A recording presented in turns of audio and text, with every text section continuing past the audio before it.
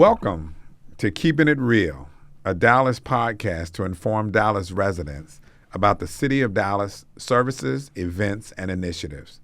My guest today is Mr. Robert Uribe. He's the 911 administrator for the Dallas Police Department. Welcome, and thank you for joining us today, Robert.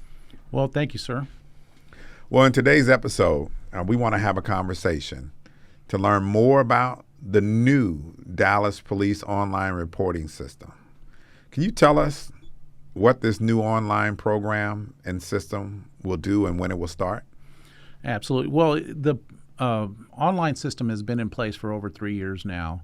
We believe it's an efficient option that's designed to allow the citizens to quickly report online reports for incidents that are of non-emergency nature. Now, basically what's new in this process is that on July 3rd, we will now require that these same reports that have been reported for the last 3 years online, that they are always reported through the online system or over the phone with our police reports representatives. Okay, so what types of reports are available online, and is it only for non-emergency type reports? Absolutely. They're only non-emergency. It's important to remember that if there's a suspect on scene or if someone's in danger, always call 911 no matter what. There's 14 different categories that we'll be able to report online. They range from minor accidents where there are no injuries, where the information's been exchanged by the citizens and the vehicles are drivable. We're also reporting old burglaries of coin-operated machines or burglaries of vehicles, thefts such as shoplifting, theft of service, and property stolen out of people's yards, those kinds of thefts. We're also reporting harassing phone calls of not, it should have no relation to family violence in general. Also interference with child custody. Basically, when a child's left back with a parent late, folks want to report that for their records. So again, the child's not in danger, but they can report that online as well. Again, these are non-emergency reports where no one's in danger and suspect is not on scene. Well, I can imagine, initially hearing that, you won't be able to make certain reports and everything has to be online. I guess the first thing that comes to mind is, will the investigation process be the same as if an officer took the report or incident at the scene? Absolutely. It's going to be exactly the same. So just to describe the process overall, once the report's finalized, it always gets assigned to a follow-up detective. That detective then is responsible for the next stages in the investigative process. So the only difference is that a citizen's no longer going to have to wait up to 10, 12 hours for an officer to respond to the scene. Instead, you do it online within 10, 20 minutes. The detective then gets assigned the case much faster than if we waited for a police officer to take the report. Wow. Well, listen, tell me how this online reporting system, how's it going to increase safety? In some people's mind, it seems like they might be getting less. Right. But tell me what you think it'll do to increase safety. Well, first of all, the system's going to let us reallocate those hours that officers are spending writing those non-emergency reports and responding to our higher priority calls. Our priority 1 calls and priority 2 calls are incidents in which someone's in immediate danger or we have to have an urgent response. So in looking at this, we anticipate that we're going to be able to save over 135,000 hours of patrol hours so that officers are dedicated more to those high priority calls than responding to these non-emergency events. So basically it's going to allow more uniform officers to be out on the street responding to phone calls. Yes. Excuse me. Well, since the program, you mentioned we had an online reporting system, and I think it was voluntary previously. And I think you said July 3rd we're going to, these types of reports now 100% have to be reported online. Talk to me a little bit about the previous participation level and what we're hoping this will do beyond just giving back hours. But I mean, the original program's been in effect for 2-3 years, but talk to me a little bit about kind of why we're advancing to this. Absolutely. So when we did an analysis, we found that only 6% of those available reports were being done online or over the phone. Now that leaves us about 19% of the total calls that we dispatch an officer to could be done through these online or over the phone services.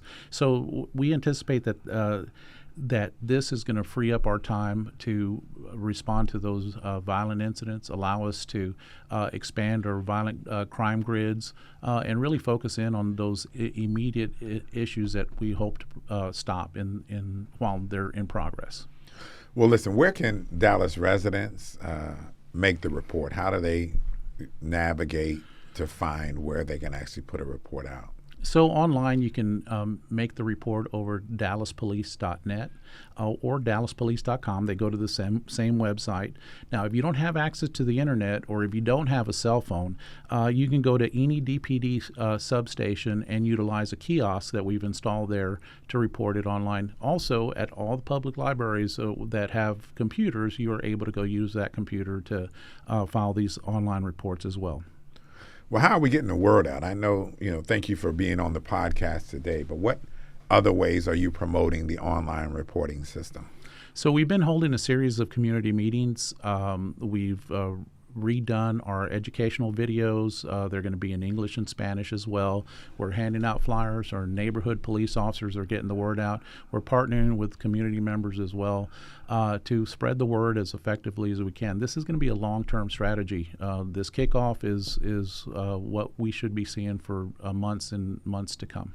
Now, you mentioned that the forms are also in Spanish. Are there other languages that people can actually fill out the forms in? So on the online process, you have options to select English or Spanish. Now, Spanish is about 95% of our foreign language that is being reported. But if there are other languages, you can utilize our online phone reporting system. Our police reports reps will connect to an interpreting service, and we'll do the report through an interpreter. Got it. Are there plans, I guess, to add other types of reports in the future? I know we're starting with a small subset. Is there any expansion? So we're going to continue to evaluate that. We will evaluate which, if any, additional reports are going to be more effectively utilized through these systems. But that evaluation process is not only going to include looking at the data, how well did we improve in our response times, but also getting feedback from our community on how effective this kickoff was and what else they'd like to see as well. Well, you mentioned, and thinking through, I think the totality of, your role, right, 911 administrator. Do you see any benefit, not just to, the officer response by going online, but any impacts or any types of value from the 911 call center now that some of these calls don't have to come in through that manner and people haven't really graduated or gravitated to the non-emergency phone line often? Tell me what you think the impacts of this might be, even on your 911 call systems. Well, it should help reduce some of the non-emergency calls that come into our 911 center, but also our staff are taking calls back to back to back. And, we want to make sure that we help alleviate some of the stressors that our staff are having in listening to a very disturbing call, then listening to non-emergency calls. Those things can take a toll on every employee. So we're excited to see that perhaps we can also reduce our call volume, be more readily available for the true emergencies that are happening in the city, and overall improve all services that we're providing to the citizens. Well, listen, I think you came to us, from San Antonio. That's correct. And I did spend some time there myself, and I have to remind people, I think it's been many years that San Antonio has done some of these steps as it relates to what they don't roll officers to when it comes to incidents. And so I think we're just evolving here, and I think this will be an added bonus, and as you said, add more resources to really focus our officers on many of the high priority calls that we do get. Let me ask this. Do you have anything anything else you'd like to share, I think, with our audience today? Well, I just want everybody to know that DPD, we're really dedicated to improving all our services. We want you to know that we're going to improve our response times. We're also going to ensure that the investigative process is solid for these non-emergency reports. And overall, I think it's going to, as a team, the citizens, the department, the city, we're all going to work together to help keep our city safe. Well, Robert, thank you so much for your time today. I really appreciate you coming on. And I want to remind everyone that you can listen to more episodes of Keeping It Real by visiting the City of Dallas website. Under City Manager Profile, you will find the tab that reads Keeping It Real. Or you can also watch on City of Dallas YouTube under videos. Thank you for listening. And again, thank you, Robert, for joining me today. Thank you for your time, sir.